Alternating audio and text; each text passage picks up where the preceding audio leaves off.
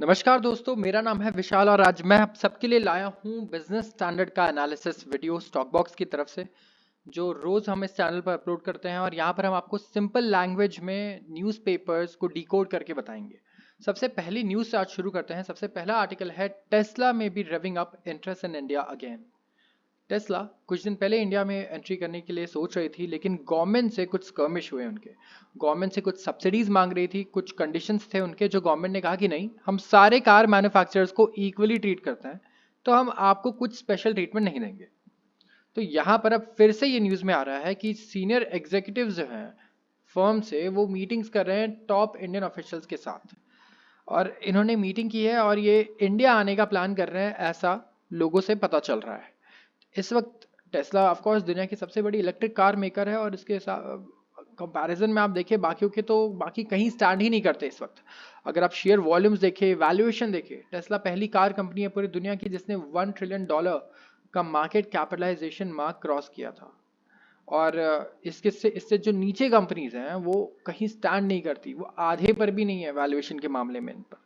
तो ये काफ़ी हैविली डोमिनेट करते हैं, स्पेशली यूरोपियन और अमेरिकन मार्केट्स। लेकिन अब बात करते हैं कि इंडिया में जो कंपनीज हैं हमारे पास, क्या उन पे कुछ फर्क पड़ने वाला है। अब यहाँ पर देखिए कौन कौन स्टेक होल्डर्स हैं। अगर टेस्ला इंडिया में आती है तो सबसे पहले इन्वेस्टर्स हैं। जो इन्वेस्टर्स इस वक्त इन्वेस्ट करके बैठे हैं, लेट्स से टाटा मोटर्स में या फिर महिंद्रा में। इसी की तरह और भी जो कार्स हैं इंडिया में, जो इलेक्ट्रिक कार्स ला रही हैं, कार मेकर्स बहुत सारे हैं ऐसे, महिंद्रा हो गया। तो एक तो इन पे क्या फर्क पड़ेगा, क्योंकि ये क्या है, इसके कंपटीशन, ये इनके कंपटीशन है।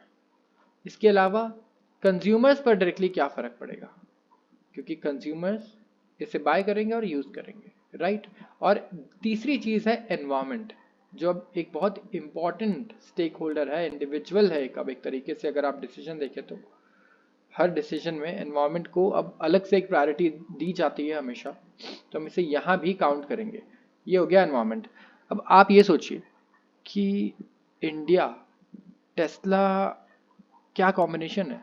क्या इंडिया में रहने वाले लोग टेस्ला को अडाप्ट कर पाएंगे। एक average, on an average Tesla की जो प्राइस है वो $45,000 से स्टार्ट होती है यूएस में।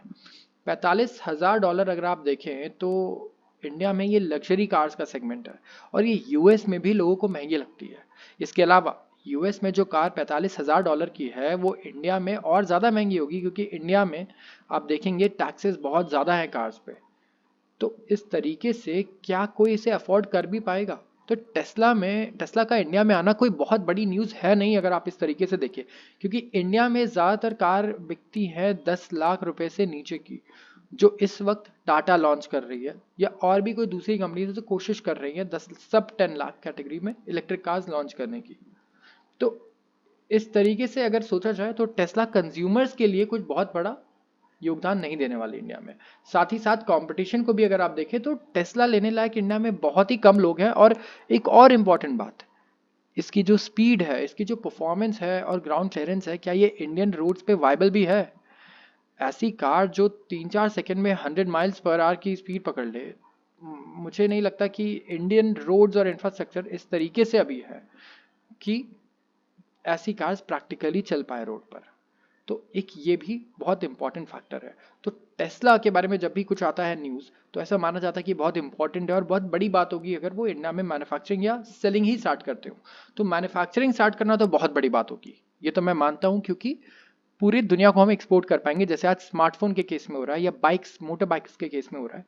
लेकिन as a market for consumers Tesla कोई बहुत बड़ी न्यूज़ नहीं है इंडिया के लिए, ना उनके लिए इंडिया कोई बहुत बड़ी न्यूज़ होगी। मुझे लगता है इस वक्त वो इतना ज़्यादा वैल्यू इंडियन कंज्यूमर्स को उस कैटेगरी में नहीं रखते होंगे। जैसे एप्पल एक टाइम पे था, जब फ़ोन्स इतने महंगे थे इंडियन कंज्यूमर्स नहीं अफोर्ड कर सकते थे, वो नहीं आ रहे थे। अब हमारे मिडिल क्लास की इनकम इतनी हो गई है कि वो एप्पल अफोर्ड कर सकते हैं। वैसे ही एक दिन टेस्ला भी हमारे कंज्यूमर्स अफोर्ड कर पाएंगे और हमारा इंफ्रास्ट्रक्चर उसके लिए सूटेबल होगा। सो लेट्स सी आगे क्या होता है। इससे अगली न्यूज़ है crackdown on resale of Russian oil, EU policy chief. अब रशियन ऑयल को लेके एक चीज़ हमेशा खबर में रहती है, और वो ये है कि इंडिया रशिया से ऑयल खरीदता है, उसे रिफाइंड करता है, और उसके बाद रशियन ऑयल को यूरोप में ही बेच देता है as a refined fuel, including diesel. ये कहा है EU यूरोपियन यूनियन के फॉरेन पॉलिसी चीफ ने, जोसेफ बोरेल ने, और इन्होंने ये इंटरव्यू दिया था फाइनेंशियल टाइम्स को, जहाँ पे उन्होंने इंडिया पे ये एलिगेशंस लगाए। इंडिया इमर्ज किया है as a top buyer of Russian oil पिछले 1 साल में। एंड ये तो हम खुद मानते हैं कि हाँ, हमारे पिछले साल के परचेजेस में रशियन ऑयल काफ़ी इंक्रीज हुए हैं और अच्छा खासा सब्सटैंशियल कंट्रीब्यूशन रहा है उनका हमारे टोटल, अगर आप रिजर्व्स को देखें और परचेजेस को देखें। और चीप क्रूड ऑयल क्योंकि कोई क्यों मना करेगा, हमारे पास 140 करोड़ लोग हैं जिन्हें हमें सस्ता फ्यूल देना बहुत ज़रूरी है। उसके बाद हमारी इकोनॉमी का इम्पोर्ट बिल भी बहुत बड़ा है जो हमें डॉलर्स में पे करना होता है लेने के लिए, तो इससे हमारी रुपी भी वीक होती है। आप देखेंगे पिछले 1 साल में रुपया ने भी बहुत अच्छा परफॉर्म किया है, हमारे इम्पोर्ट बिल्स भी पहले से बेटर है।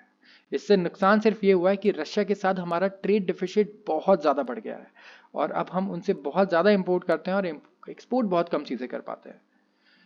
तो इसकी वजह से फायदा एक तो क्या हुआ है, ये सारे फायदे के साथ साथ आउटपुट और प्रॉफिट से बढ़ गया है इंडियन रिफाइनरीज के।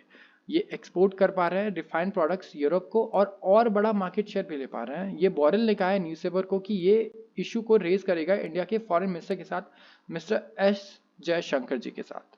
अगर डीजल और गैसोलीन यूरोप आ रही है इंडिया से और वो रशिया में प्रोड्यूस हुई है, तो ये एक तरीके से जो यूएस के सैंक्शंस हैं और यू के, आप उसे सर्कमवेंट कर रहे हैं, राइट।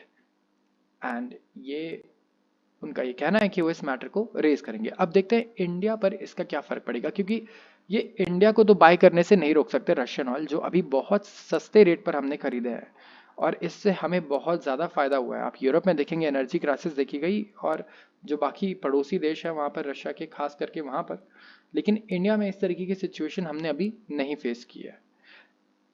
अब इनका कहना है कि इंडिया रशियन ऑयल बाय करे, ठीक है, ये नॉर्मल है, पहले से भी वो रेज कर रहे थे कि ये भी बहुत बड़ा इशू होगा, बट अब ऐसा नहीं है।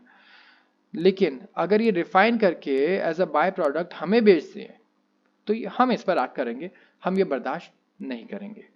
सो लेट्स सी यहाँ पर आगे वो जब पॉलिसी रेस करते हैं तो क्या होता है, क्योंकि हमारी फॉरेन मिनिस्टर हैं और हमारी जो फॉरेन पॉलिसी है वो ऑलरेडी ये सारी चीज़ें सोचकर ज़रूर बैठी होगी। सो लेट्स सी इसके आंसर्स क्या आते हैं। बल्कि इंडिया तो मुझे लगता है कि जो अपना स्टैंड है वो सेम ही रखेगा जैसे पहले रखते आया है, बट इस केस में लेट्स सी क्या अलग होता है। सो आज अगर आपको ये वीडियो पसंद आई हो तो हमें ज़रूर बताएं कमेंट सेक्शन में, एंड अपने दोस्तों के साथ शेयर भी ज़रूर करें। रोज़ स्टॉकबॉक्स के चैनल को चेकआउट करें business standard newspaper analysis video को देखने के लिए, एंड हमारे चैनल को सब्सक्राइब भी ज़रूर करें। धन्यवाद।